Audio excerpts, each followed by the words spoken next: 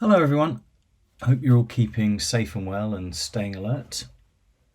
My name's Andy Palmer, and along with Vic Polkinghorn, I'm a founder of Salcel. We're a small, fiercely independent creative studio specialising in advertising and design. We started up our own thing back in 2005, and over the last 15 years we've worked with a number of different clients across a wide range of different markets in both the UK and increasingly internationally. Between us, Vic and I have got over 50 years experience in the business, so we've been around the block a few times, and it's fair to say that we've seen a lot of change in the business, and I imagine a lot more change is on its way. Thanks very much to Giles for inviting us to do one of these talks. It's a great idea for a great cause, and it's flattering to be asked. If a little intimidating to be amongst such exalting company and interesting people. I think we're now in the 8th week in lockdown, and I imagine that means for many of us we've all had more time on our hands, more time to reflect, more time to take stock, more time with the family, or in my case, more time for arguments with the family, more time to clear out the loft or clear out the cupboards, or more time to rearrange the spice rack and CD collection in alphabetical order, or more time to think about the best all-time starting 11 for Queen's Park Rangers. You can probably tell what I've been doing recently. Anyway, I've got a shit prop here, and probably gives away the clue that the theme of this talk isn't about clearing out cupboards or rearranging the spice racks, or unfortunately not about QPR. It's about the importance and value of time in the creative development process. And as always, these kind of things, I thought it was worth kicking off with a cliche and start with a hoary old quote about time. And the one I've chosen is, time is the most valuable thing a man can spend. Now, hoary though it may be, when it comes to creativity, and maybe life itself, I think it is true that time is the most valuable thing a man can spend. However, when it comes to our world and creative development, time is often one of the first things that gets sacrificed. And funnily enough, there's often an inherent contradiction about time and the creative development process. A lot of clients we've spoken to on the new business trail, or the ones we work with over the years, have complained that it's kind of painfully slow to get things done in bigger agencies. Getting work out of so-and-so agency is like getting blood from a stone. But we know a lot of creatives in those agencies, and for the people tasked with solving the problem and coming up with ideas, there never seems to be enough time to do the job properly.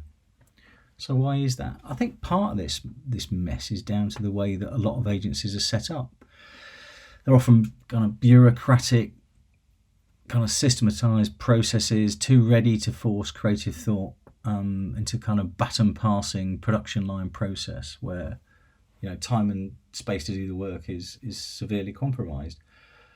And it seems to get squeezed into kind of rigidly allocated hourly blocks of time here and there to keep the number crunchers happy and make sure that the timesheets are looking sparkly and healthy for a particular count, regardless of the quality of the work. But creative work isn't factory piecework. It's a tad more valuable than that. And great ideas don't come out of sweatshops. They're often the end product of a messy, non-linear process that can't be neatly defined. And there's a great quote from Shane Parrish of the Farnham Street blog, which is always well worth a read. And I think this eloquently sums up the importance and the value of time. And it's this, understanding comes from focusing, chewing, and relentlessly ragging on a problem. It comes with false starts, dead ends, and frustration. Thinking requires time and space. It's slow. It means saying, I don't know. In short, thinking is everything the modern workplace is designed to eradicate. Now, when it comes to the world of advertising and design, I think the modern workplace seems to have forgotten the truth that when it comes down to it, people are far more important than process. Ultimately, it's the people who come up with great ideas, not the process. Yet for many agencies, the process is seemingly sacrosanct. It's this thing that's always set in stone and always the same, regardless of the nature of the creative problem that needs to be solved. Now, in our experience, a process that squeezes time and doesn't change to fit around the problem and the people solving it is a process that's always going to be fraught, and maybe mediocrity is always going to be the best possible outcome. Now, I totally appreciate that clients are under severe pressure these days. Competition is intense in every market. Margins are being squeezed, budgets are tight. The board and the shareholders are extremely demanding. And this seems to be the reality of modern business life, and it's not going away anytime soon. Especially, given the situation, facing the world and the business at the moment due to what's been happening with COVID-19. So, clients are in a hurry more than they used to be. Their businesses are often time poor. They're fast paced. They work to increasingly shorter deadlines, but that isn't a reason in itself to sacrifice the time it takes to come up with quality creative ideas. And compromise, that kind of thing compromises the impact and effectiveness of the end product. So right now it seems that we've arrived at a point where speed and agility is valued over quality. I think one of the biggest myths plaguing the business at the moment is that being agile blesses an agency with some sort of unique and divine competitive advantage. Agile. I went through the exercise of typing the word into the search function on Campaign, and I was overwhelmed with a tsunami of articles banging on about it. I think there were over 1,000. I found it's all agile this and agile that, agile business model, agile ad infinitum. But if you dig a little bit deeper, what does agility actually means? Well, put bluntly, all it really means is that agencies are saying they do things very quickly. And I think this kind of ubiquity of agility is further evidence of, the industry's obsession with how we work at the expense of how good the actual work is. For many, faster means cheaper. Faster does not equal better. So I think it's time we should just put to one side this kind of ridiculous conceit that agility can provide any kind of creative competitive advantage, given that so many agencies are saying the same thing and making the same kind of promises. There'll always be agencies around who are kind of happy to drop their trousers and commit to delivering work at the drop of a hat, regardless of any possible detrimental effect to the creative work or even the long-term relationship. And that might be because they're paralyzed by fear or desperate to make money. Fair enough, each to their own. But our view here is that it's kind of time to end this race to the bottom and reframe the conversation about the quality of creative work rather than how quickly it can be turned around. The importance and value of time. Let's reflect on all the many things that having proper time enables us to do, and what we think, adding more time into the creative development process allows us to do. Time to challenge, interrogate and shape the brief. That's really important. The time to chew the fat really, really helps get under the skin of the problem. Time to get to know the business. It's really important that you just don't get something on a briefing sheet. You go and find out. You're enabled to find out what everybody's real agenda is, whether it's hidden or otherwise. It allows you to get under the skin of the business. Allows you time. Time allows you to ask why and keep asking why until you find the right answer. Time allows you to experiment, get it wrong, get it badly wrong, go down many blind alleys. Time to change your mind as well. I think that's really, really important. Time to be ambitious, but time to be crazily pragmatic if you need to be. Is there such a thing as crazily pragmatic? Who knows? Time to experiment, time to do the unexpected. Kind of time to reassess everything and come back to what you'd originally discounted or set aside. Time to fuck about. I think that's really important. Time to visit art galleries or feed your brain in whatever way you like. You need time to relax, time to inspire yourself, and do anything that takes your mind off the problem so you're not thinking about it constantly, and it allows your subconscious to wander. Time to do your own thing, time to let off steam if you need to let off steam, time to throw off the shackles and go and have a boozy blowout curry at Tyabs, we end up coming back to the brief and having far more ideas than if you'd sat behind a desk at an office. And if you know us, you'll know that we've done this more than once and probably value this more than anything else in the whole wide world. We love Tyabs at Cell. Time to craft is really important. You need time for the execution, time to make the idea as entertaining, interesting and distinctive as possible. Time for the production partners that you're working with to add value. Let's remember that the kind of quality of how well an idea is crafted can make a big difference to its overall effectiveness. It can often be the major factor behind whether your advertising is noticed in the first place and then, is remembered and gets acted upon. Great art direction, design, typography, photography, film, they all take time. Cutting corners, in our view, is an exercise in self-defeat and self-harm. So how do you protect time in the creative development process? Well, here's some of the things that we do. Another cliche is that, time flies, make sure you're the pilot. Well, we always try and ensure that we shape and control the process as much as we can. If we're the ones doing the work, it's really important that we kind of design the roadmap for that work and where it goes.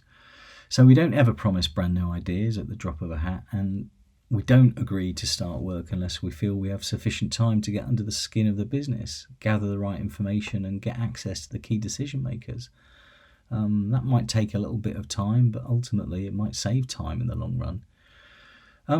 We're big advocates of giving one team 6 weeks to crack the brief rather than giving 6 teams 1 week to achieve the same thing. Well, we don't have 6 teams, so we can't do that, but you get the point. It's all about allowing people to own the problem so they can give it serious consideration and feel personally responsibility for coming up with a solution.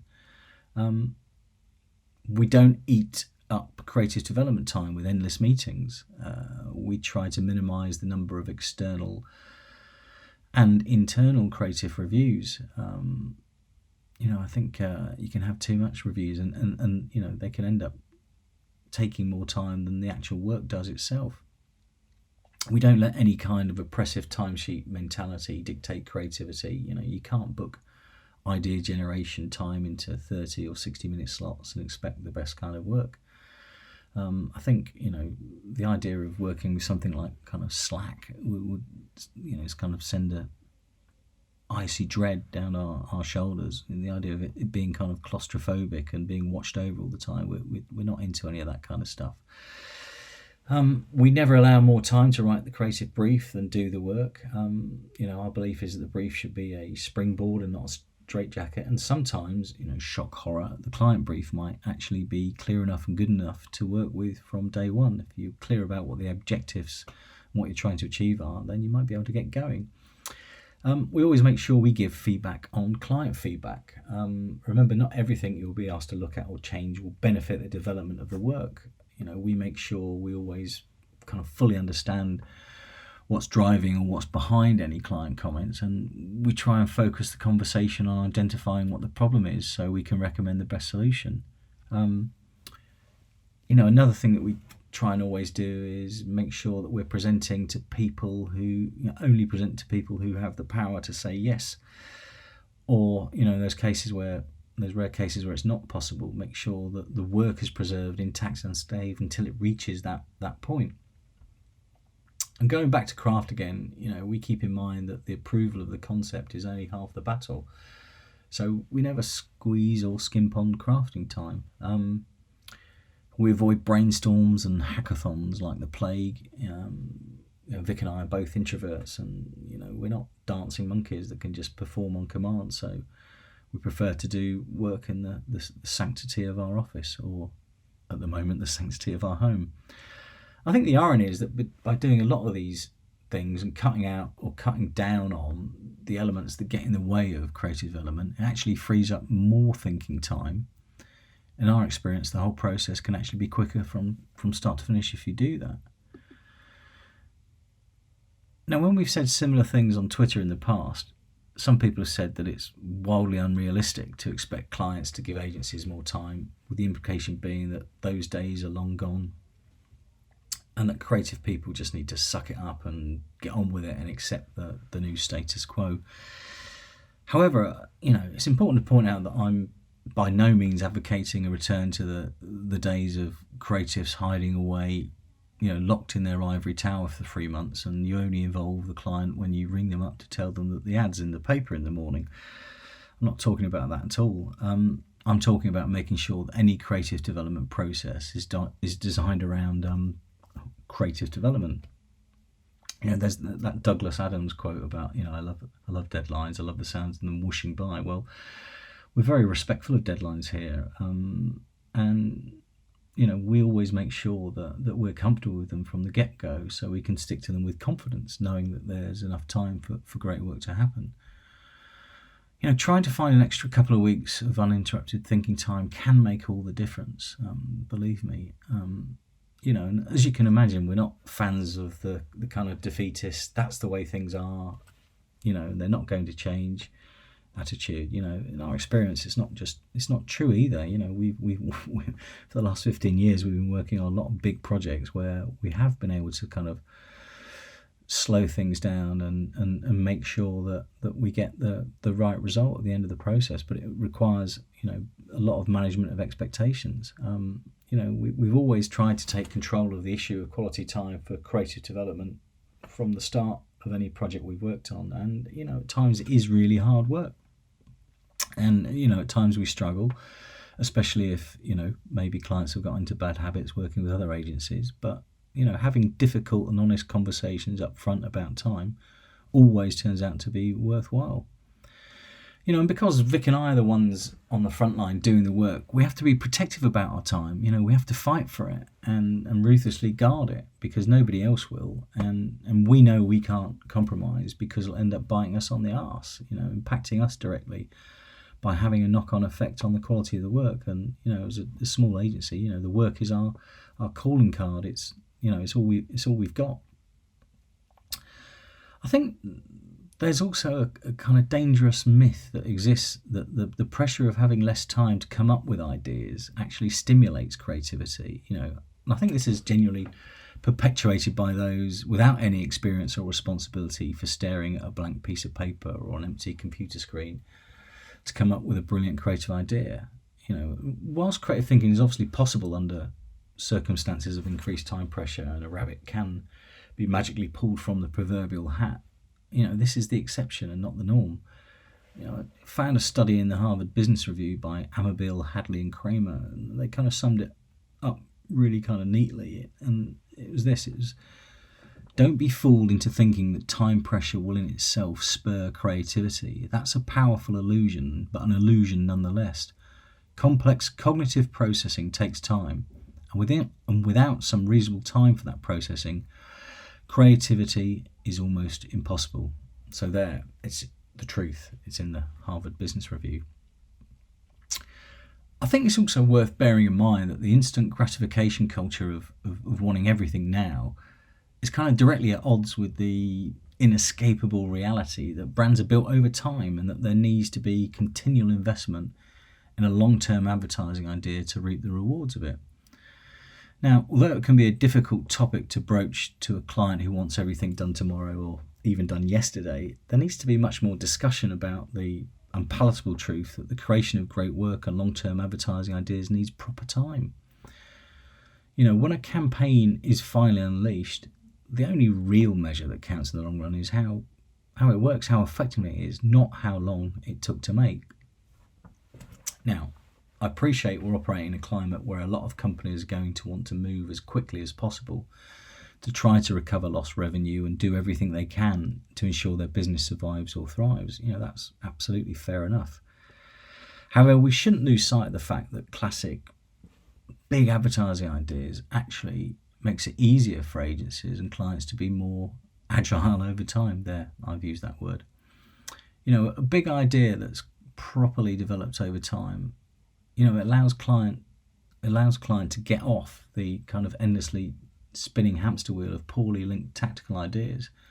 A unifying central thought with a core message that's powerfully executed and consistently expressed enables all future marketing activity to spring from it. It provides a kind of starting point for all fresh creative development without the need to start over from scratch with a blank sheet of paper every time. And I think it is true that we see new campaigns for clients in the business out every year rather than a new campaign every 5 years.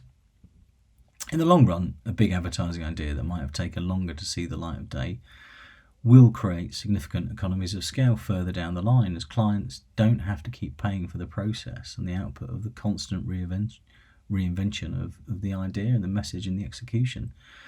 So, in summary, fight the urge for speed, end the time famine, create the conditions in which creativity can thrive, and make sure that the right people have enough time to do the job properly, and you will get consistently better advertising, I promise.